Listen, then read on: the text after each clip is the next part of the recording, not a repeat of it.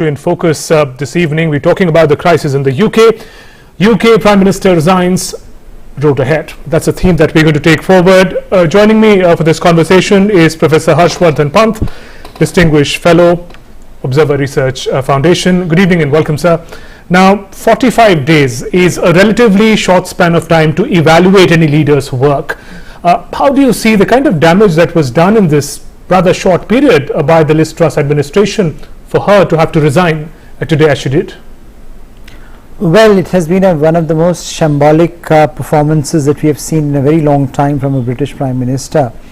Unfortunately, I think she misread the kind of political capital that she had, and she went on to spend on an economic program that Britain was not ready for to take forward.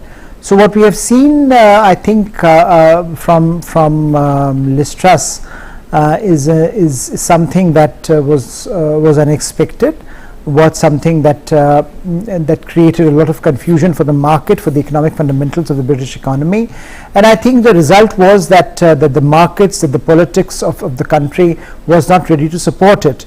So when she had come to the office, she had come on against the backdrop of talking about a lot of tax cuts, etc., which the economy of Britain was not ready to support, and as a result, when the markets responded in the way that they did, the politics of the country was not ready to support Liz Truss. So I think, unfortunately for her, the country was not ready for the kind of economic program that she had laid out, and when she launched her leadership campaign of the British Conservative Party, she got a lot of support from the British Conservatives. She was not ready to operationalize it in real terms, if you will, and I think something that Rishi Sunak, her opponent, suggested at that particular point in time has come to fruition, and that the economic fundamentals of the economy remain very vulnerable, and they would not be ready to support the kind of program, the kind of tax cuts in particular that Liz Truss was supporting, and that Liz Truss tried to implement, and therefore we have seen a rapid downfall of a prime ministership that started on a very high note, but unfortunately ended up the way it has today. Right, Professor Pant, just to understand the economic crisis that cost her a job a little better, there is an ongoing cost of living crisis that the people of the UK are facing. Liz Truss comes with a tax cut that UK has not seen in some 5 decades. What went wrong in that period? You know, she came to British politics by making an argument that, look, it is important for Britain to move forward with the kind of tax cuts and the kind of tax reforms on the wealthiest that she argued are important to revive the British economy. And in a different world, perhaps that would have had some kind of an impact on the British economy. But at a particular point in time today, when the British cost of living crisis is very, very widespread, and when the inflation is at an all-time high in 40 years, if you will, of what the British are experiencing, it looked out of touch with the reality on the ground. And so what really happened was that this argument that she was trying to make is that with the tax cuts she would be able to revive the economy, that would loosen up the resources to create a space for social sector spending, that simply was not borne out by the ground realities. And so the markets reacted it very, very negatively, and the markets just turned against the very proposal that she was articulating. And when she came, there was an expectation that perhaps she would go slow on her tax reforms, but she went full throttle, and I think that's where the problem ultimately emerged, that a lot of the country was not ready for the kind of reforms that she was articulating, and the result was that the markets reacted, the politics reacted, and ultimately she had to resign. First, she tried to lay the blame on the Chancellor of the Exchequer, Right. and the argument was that Kwarteng has to go because the Chancellor was the one who implemented the policies. But ultimately, I think the pressure on the leadership, on the Prime Ministership, was too strong for her to keep sticking to the Prime Ministership, and she had to go. Right. What does the resignation of the leader, Prime Minister Liz Truss, means at this juncture for the leadership crisis that the Conservative Party, that UK as a nation, has been grappling with for months now? It's very unfortunate because I think the leader, the British politics needs a leader is in search of leadership at a time when the Conservative Party is making it very clear that I think they are becoming bereft of leadership. From Boris Johnson to Liz Truss, we have seen how both the leaders have failed the British politics and the British public. And it's quite unfortunate because the British Conservatives at one particular point in time was seen as a party of governance, and now we have the Labour Party that is waiting in the wings to take that space of the party of governance, and we know that in opinion polls they are as far ahead of the Conservatives in terms of almost more than 30%. The kind of numbers that we are witnessing in opinion polls, that British Labour Party is 30% ahead of the British Conservatives, and I think that tells you a story about British politics, that at precisely the time when British politics needs leadership, Britain and especially the Conservatives are bereft of the kind of leadership that is needed. And from Boris Johnson to Liz Truss, there is a wide spectrum of leaders that have tried, but they have failed.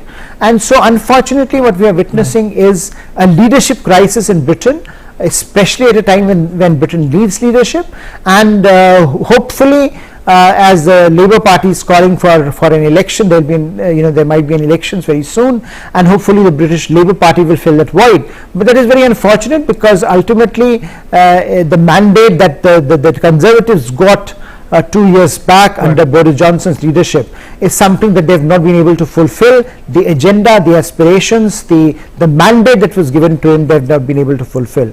So from both Boris Johnson and Liz Truss, there has been a lot of disappointment as far as the Conservatives have been concerned, but that is what the Conservatives have given, and I think they will have now a lot of time to mull over and think about the consequences of their inability to lead the country at a very vulnerable moment in British politics. Right, so there are also talks of a decision that may be taken sooner to sort of present the name of the new leader, new Prime Minister of the United Kingdom. But the kind of crisis that this new leader will inherit is going to be bigger than what Liz Truss inherited in September. Is that not true?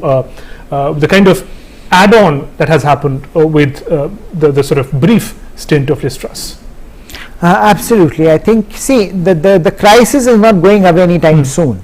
And Liz Truss, there's a looming recession that is also being talked about in the UK. Yes, the cost of living crisis is at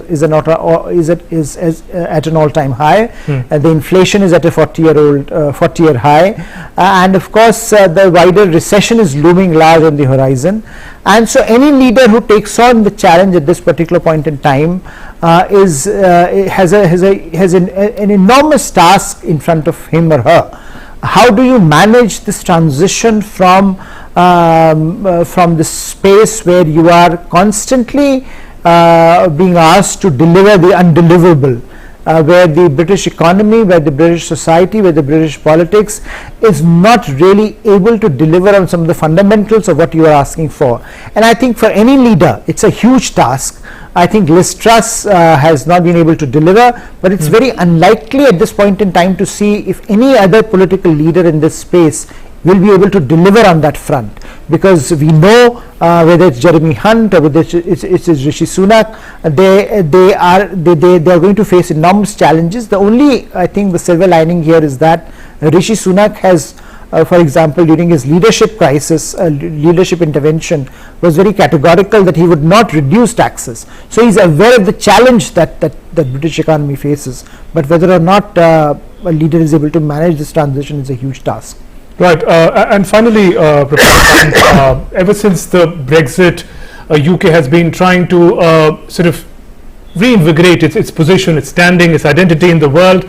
There's also this Russia-Ukraine war crisis where UK leadership has played an important role in support of the of Ukraine. But these developments, the economic crisis, the leadership deficit, how does it take a toll on UK's position in the region, Europe, and the world? I think it's a very significant challenge for Britain, because as we know, as we are hearing, there is a lot of concern not only in Europe but around the world about British leadership, and whether Britain has still left in it the kind of fundamentals to lead the world economy, world politics. Britain has been able to punch above its weight in global politics because it has an extraordinary ability to mobilize domestic resolve to reach to global outcomes. But at this particular point in time, the domestic resolve is weakening, and so at a time when I think the world, and particularly the Western world, needs Britain. Britain is finding that it is lurching from one political crisis to the other. So it is going to be a huge challenge, and one hopes that Britain takes a turn for the better very soon. For India in particular, there is a free trade agreement, as you would know, yes, that is in the offing, and that is lurching again because Britain is unable to get its act together. So unless Britain domestically finds the mandate to work its way around some of these domestic challenges, it would be very difficult for Britain to either have an Indo-Pacific policy, which India had welcomed, or deliver on the outcome on the free trade agreement that is so critical to India-UK relations. So I think from India's point of view, this is something that India will be watching very closely, and India would be hoping that Britain takes care of its domestic problems so as to come up and emerge, yes, once again as a leader in global politics. Right. On that note, Professor Vardhan Pant, thank you very much for joining us on Newsnight and sharing your perspective. Moving on.